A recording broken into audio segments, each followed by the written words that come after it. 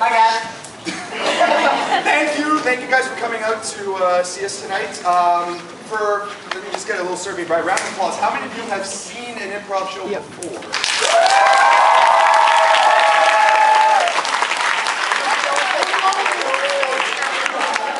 All right. Well, for those of you who don't know, improvisation is the art. For those of you that don't know, improvisation is the art of we're just going to be coming up with things off the top of our head. No scripts, no rehearsals, nothing at all. Anything we say tonight, we're not liable for. So if we have thank you, just please leave the room quietly, and we'll just pretend you were never here. So, without further ado, let me just introduce the performers briefly. This here is Mr. Victor Swift. Mr. Philip Bertrelli right here.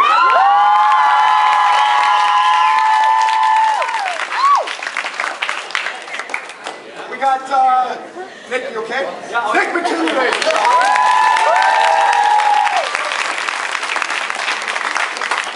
Mr. Quentin Pierce.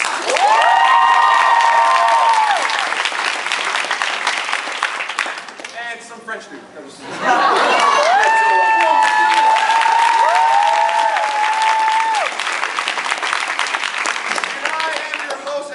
Thank you again for coming out. We're going to get started right now. You guys are ready? Yeah. Okay. Yes. The first game we're going to play is called Remote Control Story. What I'm going to do is I'm going to be standing off stage here, and I'm just going to be pointing to these guys one by one, and when I point to them, they're going to be telling you guys the story. So what I need for you right now is the name of a story that has never been told.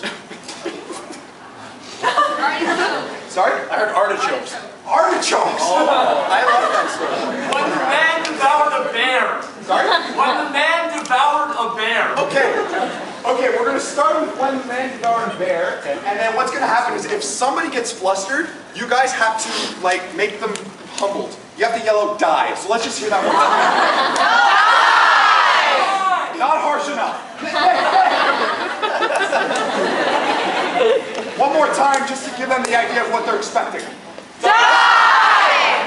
Don't fuck up, guys. Alright, so, the man who devoured a bear. We're going to start with Swift. Give us a second. Go. Once upon a time, some men decided to go on a hunting trip. Yeah, right, and we were walking through the forest, and we saw this big wildebeest, right? But that's not important because there was a giant bear. And I looked at the bear and I said, "Hey, bear," and he said, "Gah." And my first response was, "I'm hungry." So we walked over to the bear and we asked him if he wouldn't mind if we took a little nibble. And he roared at us and roared at us. And he said, "Honey." And I said, "Yes, dear."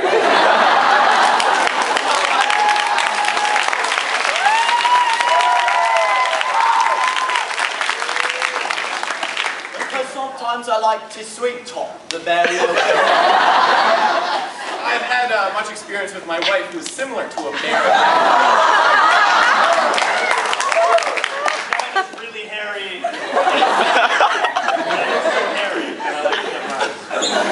And then my book deal got canceled. Die!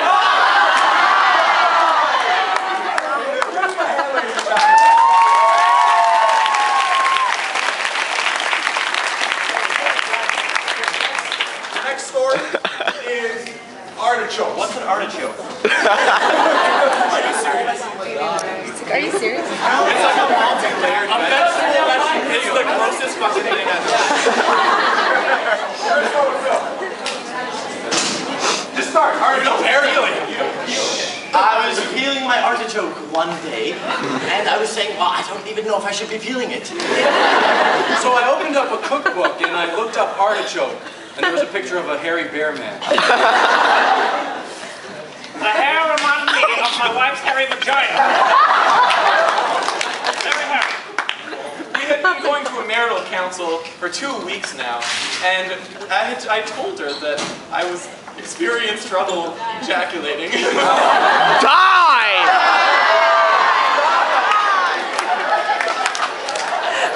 Alright.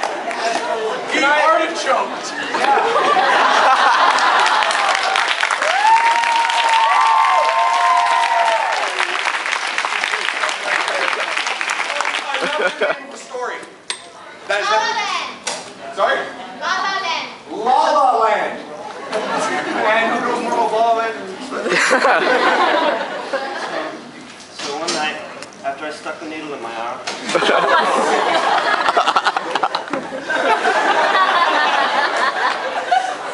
Safe place. Phil. It was a safe place, but it was a cold.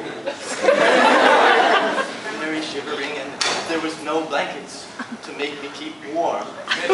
But I was most terrified because when I landed in this place, I saw a sign that says, "You are in the territory of the Green Empress Lala." first I wasn't afraid, but then the pizza guy came, and I didn't have money for a tip. And this was frustrating because I was really cold. I was cold, and I didn't have money to tip the pizza guy, and I So I asked the man if he would care for a slice of pizza as payment. And oddly enough, he agreed. And then he punched me in the face. Blacked out after that, and then I woke up and some guy was peeing on me. which wasn't so bad because the pee was a little.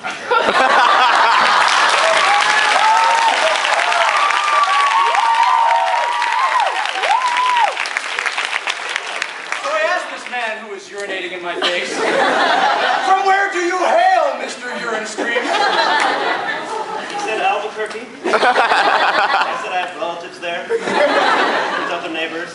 And we hit it off. We're having a barbecue on Wednesday. And then after that, I asked him, I said, "Do you know about the Queen of Lala?" And I wanted to know because I wanted to go to see the Queen of Lala. And he said, "Fool! There's no Queen of Lala. There's only I, Mr. Lala King." It was his last name because he's from Albuquerque. And so I said, "Well, what about that sign? It says the land of the Queen of the Lala." This infuriated him. He was turning around to me and ripped off his face. And under his face there was nothing but mud. Hippie mud with worms, just moving. This wasn't so bad because mud is warmer. So I got up and I just started making out with him. And it felt good because it was so warm and I didn't need Die!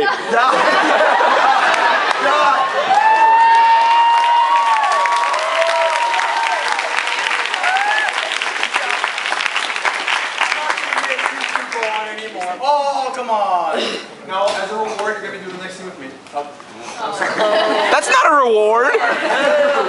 Okay, so give these guys a round of applause.